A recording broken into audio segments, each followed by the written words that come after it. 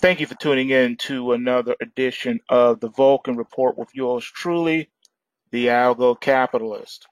Today is Tuesday, August the 28th, 2018. We do have a crash alert for tomorrow in the Russell futures. Let's see if a pullback correction is imminent or will we be delayed for maybe a day or so. It's going to be interesting to see how this plays out. Remember, the rally and crash alert sometimes leads the market three to 5 days out, okay? So, or 3 to 5 bars out.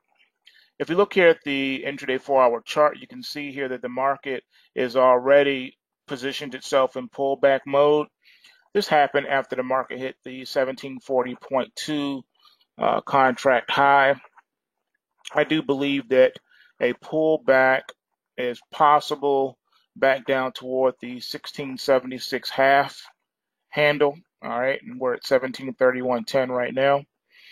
So we'll wait for the market to confirm said crash alert. If we do see tomorrow morning's intraday price inflection point triggered, as indicated in the pulse wave price triggers, then we will pounce on that short position. And the pullback should be quite substantial. So we're pretty excited about that. However, if that does not materialize and the market continues to want to rally, then we will be well positioned to take advantage of that.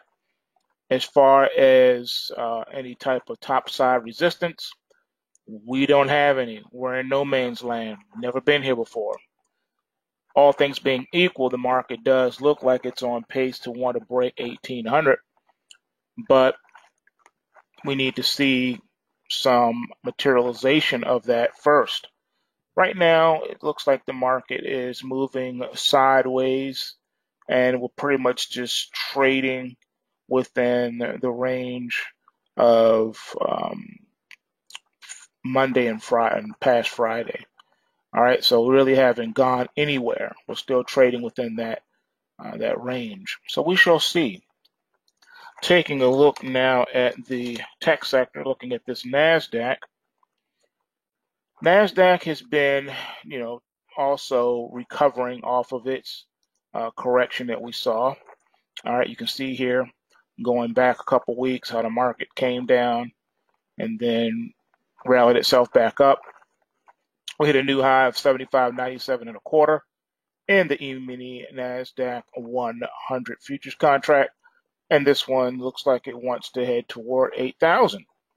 So we shall see what kind of legs we can get under this, what kind of uplift. Right now, everything's pointing north. All right, on all time frames, the market's just doing what it wants to do, going gangbusters. I do believe that any correction just may come suddenly without warning.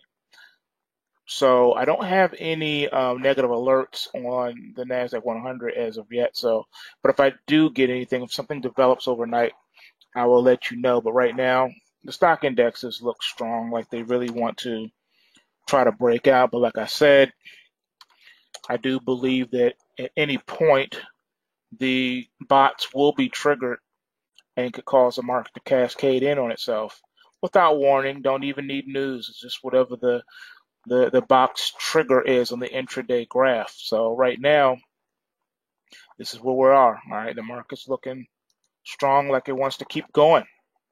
All right, like it really wants to head toward 28,000 here in this Dow, marching on its way to possibly 30.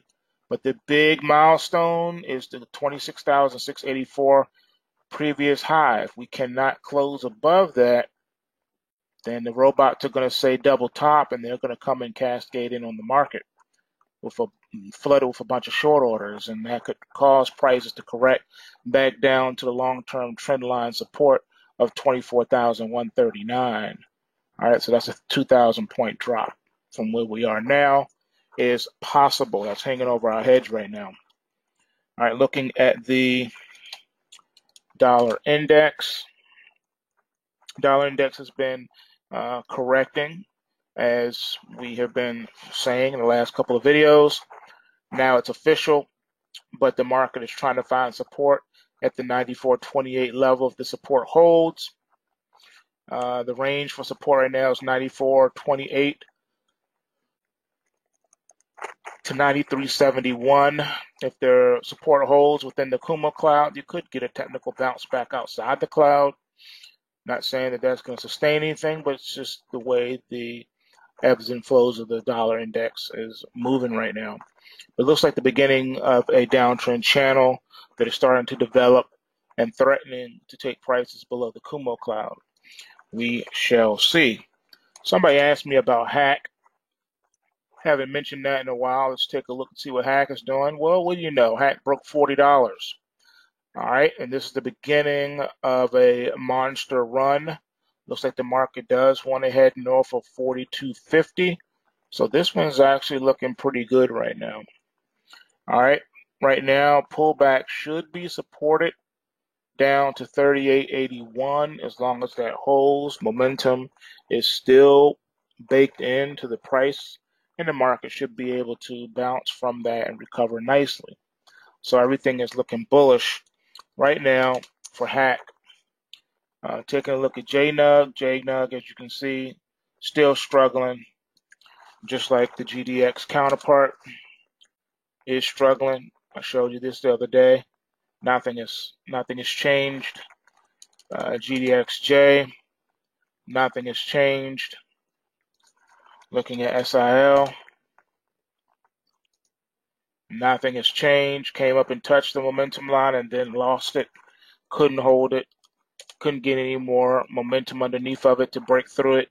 Same thing on SILJ, the Silver Miners Juniors. All right, that's just where we are right now. That's how the market is rolling. Looking at crude oil right now. Crude oil is in a downtrend channel right now. Okay, it's trying to hang out as long as it can. It's trying to maintain this bullish momentum capture so it can range trade. And we don't know where the top side of the range is going to be just yet. Right now, it appears that the top side is around that $70 handle. You can make an argument that, technically speaking, we're trading within the range of the week of June the 18th. Haven't really broken out from that yet, so that seems to be where we are, and the market's going to decide what it's going to do. But it looks like the bears have kind of wrestled the market to the ground, and it looks like it's going to probably just trade sideways for a bit. Sideways is slightly bearish. You do have this time frame here where we could trade sideways until the beginning of October. Then you got rampage coming up that the market can try to take. But this is a danger zone between now and October. Price could easily drop below the Kumo cloud. So it looks like the bears have the advantage at this point, being that the rally has run out of steam. Now the rally can re-engage itself, but right now doesn't look to be the case. All right, everyone's talking about the inverted yield curve and all that good stuff. Let's take a look at the bonds. All right, bonds are beginning to accelerate to the downside here. Okay, it's trying to get up and go, but it keeps having some problems with the overhead resistance, like I showed you in the last video. 147 seems to be a very strong resistance for this market. We're probably just going to trade sideways here with the 147 being resistance, and about where we are now should be the support. I would say 142-ish, somewhere around there. So we got basically a 5-point trading range, 142 to 147. Going absolutely nowhere right now. All right, looking at gold. All right, gold is trying desperately to regain some kind of momentum so it can put in a short-term bottom and make a run back up toward the 1250 trend line resistance. that's going to take some doing. Right now, the market's looking mad weak, and looks like the shorts could smell some more blood in the water. I think they're just gearing up for another round leg down here, and this is a pointer that has to be dealt with, has to be reconciled before we really do anything on the bullish menu. Looking at silver again, there's nothing bullish on this chart whatsoever. Market's trying to summons up some kind of corrective bounce, but the overhead momentum line of $15 seems to be a pretty tough wall of worry to overcome. This pointer is still hanging over the market's head.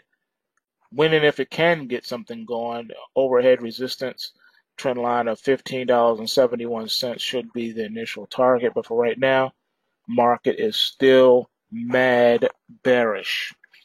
All right, so pulsewavetrading.com, where you can come and learn how to navigate these algorithmic waters and all of the economic uncertainty. All right, you can be well hedged, well protected in your portfolio by utilizing the post-wave price triggers and the rally and crash alerts. Pulsewavetrading.com. And remember, bulls make money, bears make money, and pigs get slaughtered. So remember to take what you can and give nothing back. Peace.